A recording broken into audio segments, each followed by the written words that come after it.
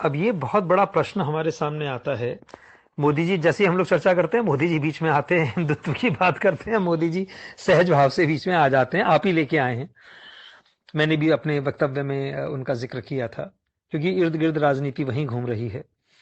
मुझे लगता है कि अगर हम पिछले 10 साल देखें, 2014 से पहले का समय देखें और 2021-22 आया चाहता है देखें, तो समाज में क्या क्या हुआ है। आपने मेरे वक्तव्यों को शायद ध्यान से सुना नहीं। मैं ये चाहता हूं कि कुछ तो अच्छा किया होगा, हम उसको देखें।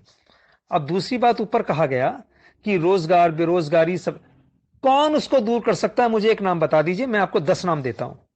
क्या ममता? क्या अखिलेश? क्या मायावती? क्या लालू यादव? क्या मुलायम?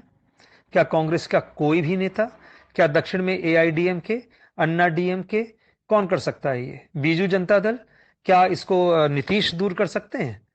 कौन कर सकता है? या कश्मीर का कोई भी नेता इसको दूर कर सकता है, जिनके पास 20-25 साल सत्ता रही? सोचने की बात है बड़ी गहराई से, कि अगर मैं मोदी के खिलाफ, अगर मैं चलिए मोदी, कल को मैं, हम कहते हैं हमने मोदी को हटा दिया, अब कौन? सोच के देखो। बहुत, मैंने एक एक व्यक्ति को सामने रख करके सोचा है इस चीज को। ये नहीं कि हम अंधभक्त हैं, मोदी भक्त हो गए ना। मोदी ने कम से कम कुछ ना किया हो, मैं कहता हूं उसने कुछ नहीं करा। उसने हमको उल्लू बनाया। वो अडानी का, फलाने का, ढिमकाने का सब कुछ है, एग्रीड, पूरी तरह सहमत हूं। लेकिन एक काम तो उसने किया है भाई साहब, जो कोई नहीं कर पाया पिछले 60-65 सालों में। जबकि मैं खुद राजनीति से परे रहता था, नहीं था, लेकिन जो मैंने समाज में उसने एक राष्ट्रभक्ति, देशभक्ति की भावना, चाहे जिस भी तरीके से, मैं नहीं जानता, वो तो पैदा की है भाई, इसमें तो कोई दो राय नहीं है। अब सोच के देखिए कि क्या आप 2014 से पहले इस प्रकार सोचा करते थे जैसा कि आप आज सोच रहे हैं, या आज यहां पर आप लिख के भेज रहे हैं? क्या ये धारणा पहले थी आपकी? हम जहां देखते थे, जो भी सरकार हुआ करती थी हमारे सामने था। अब हमारी व्यवस्था का अगर कोई पालन कर रहा है, न्याय व्यवस्था के अंदर कुछ चीजें चल रही हैं, कुछ चीजें नहीं पकड़ पाए, अब कोई विदेश भाग गया, उसको लाना उनके हाथ में नहीं है कि वो जाएंगे और कॉलर पकड़ के खींच के ले आएंगे। उसकी एक पूरी प्रक्रिया है जिससे कि गुजर रहे हैं।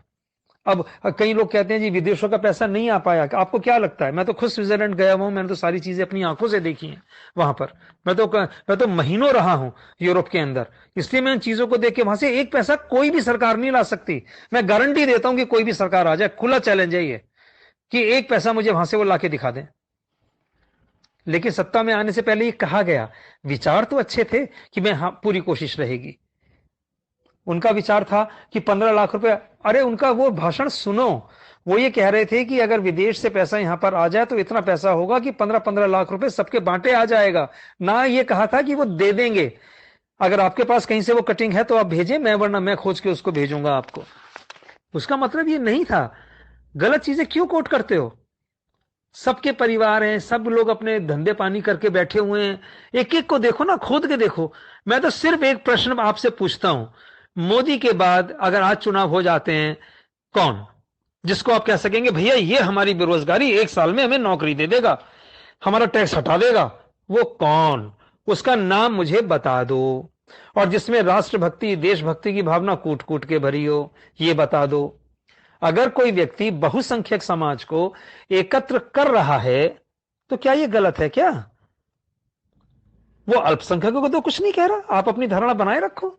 जो काम पुराने गलत हुए हैं उनको अगर ठीक किया जा रहा है तो आपत्ति क्यों है समाज में? मैं तो हैरान हूं कि गद्दार हमारे बीच में छिपे हुए हैं। कल को अगर चाइना पाकिस्तान आक्रमण कर दे ये लोग, तो एयरपोर्ट पे जाके स्वागत करने खड़े हो जाएंगे उनका। पता, ऐसे लोग हैं। और आज समझ में आ रहा है कि पहले जो हमारे पर आक्रमण हुए होंगे तो आप जैसे लोगों ने उनको समर्थन दिया होगा। आप ये सोचिए कि वो जो यहां आके टिक गए, कोई उनका विरोध, अरे आ जाओ यार, आ जाओ, बहुत अच्छा, हम तो बिल्कुल समदर्शी भाव है, नहीं नहीं आप भी अपने आ जाओ। अब वो समाज नहीं है मित्रों। ये मत सोचो, अगर आप जो हो उसको पहचानो, जानो।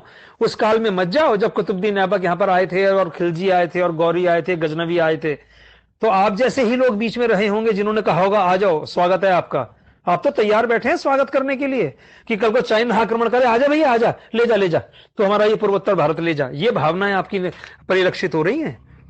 मैं तो हैरान हूं, मतलब ये पढ़ के सोच के कि ये पढ़ा लिखा समाज ऐसी बातें कर रहा है ऊपर। हम में, कम से कम भारतीयों में, चाहे वो किसी भी कास्ट के हों, मैं किसी का विरोध नहीं कर रहा यहां पर, लेकिन एकता तो चाहिए, और वो स्थापित कर रहे हैं। आज तक कभी हमको ये एहसास ही नहीं हुआ था कि ये चीजें, हम तो हमेशा ये मुल्ला मुलायम सुनते थे कि ये चीजें होती हैं, इनके मदरसे चल रहे हैं, इनके फलाना चल रहा है, ढिमकाना चल रहा है, हम तो हमेशा ये चीजें सुना करते थे। पहली बार हमने ये देखा कि आरती इतने भव्य स्तर पे हो रही है। हमने तो कभी कोई डर के मारे, हम कभी हरिद्वार जाते थे, चुपचाप जाके पानी में आ जाते थे डुबकी लगा करके, या कहीं और गए, अपने आ गए। आज उसको दुनिया देख रही है, वैभव को, भारत के वैभव को, जो अभी का नहीं है, प्राचीन है, उसको बस उकेरा गया है, उसको तराशा गया है। पत्थर में वो चीज छिप गई, जैसे पत्थर में प्रतिमा निकल आती है बाहर, उस प्रकार से वो चीजें आई हैं। और ये तो सत्य है ना कि मंदिर तोड़ के मस्जिदें बनाई गई। इसको आप बदल दोगे क्या अपने तर्कों से? और इसको अगर ठीक करने का प्रयास बहुसंख्यक समाज के लिए किया जा रहा है तो क्या बुरा है? क्या ये चीज आप दूसरी जगह कर सकते हैं? जरा करके तो दिखाओ, बोल के तो दिखाओ ना। इतना लिखोगे इतनी देर में अंदर हो जाओगे। चाइना के अंदर वो सबसे बड़ा वहां का व्यापारी है, मस्क या कुछ और नाम है, मैं नाम भूल रहा हूं उसका, जो एक बहुत बड़ी चेन वहां पर चलाता है, एक लाइन बोलने पे आज तक उसका पता नहीं है कि वो है कहां।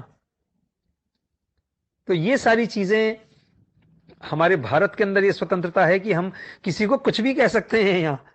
ये बड़ी विचित्र बात है, और इसका ये लाभ उठाया जा रहा है। इस बारे में थोड़ा विचार करें।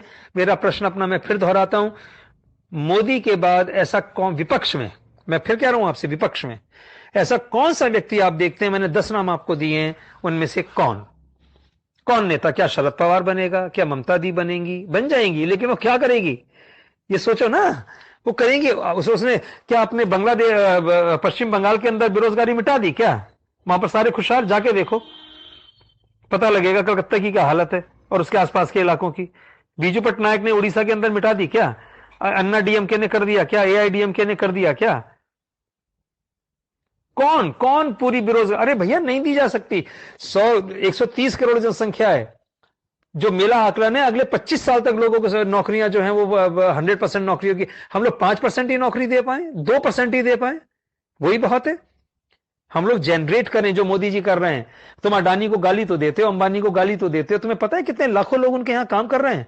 अरे भैया, ऐसे लोगों की तो पूजा की जानी चाहिए। इन लोगों ने हमको एम्प्लॉयमेंट दे रखा है, काम दे रखा है। अगर ये लोग नहीं होंगे तो काम कौन देगा? कौन कौन नौकरियां और एम्प्लॉयमेंट जनरेट कैसे होंगी? अब बैंकों के थ्रू लोन मिल रहा है, कितने बच्चों ने अपना काम खड़ा, मैं तो स्कूल में पढ़ाता हूं, मुझे तो मालूम है, हमारे यहां तो 12वीं के 11वीं के बच्चों ने अपने बिजनेस खड़े कर लिए हैं। तो बहुत फायदा हुआ है, ऐसा मत कहिए आपकी नहीं हुआ। हमारे यहाँ घर में जो काम कर रही हैं, जो बच्ची 22-23 साल की है, उसके घर के अंदर बहुत स्थितियां थोड़ी सी ठीक नहीं थी, तो उन्होंने कहा कि हमारे यहाँ तो राशन आता। तो ये इतने गहन काम किए जा रहे हैं जिस पर हमारी निगाह नहीं जा रही। वास्तव में बहुत काम हो रहा है, वरना अब तो समाज न जाने क्या हो चुका होता। इस चीज पे थोड़ा सा विचार करिए।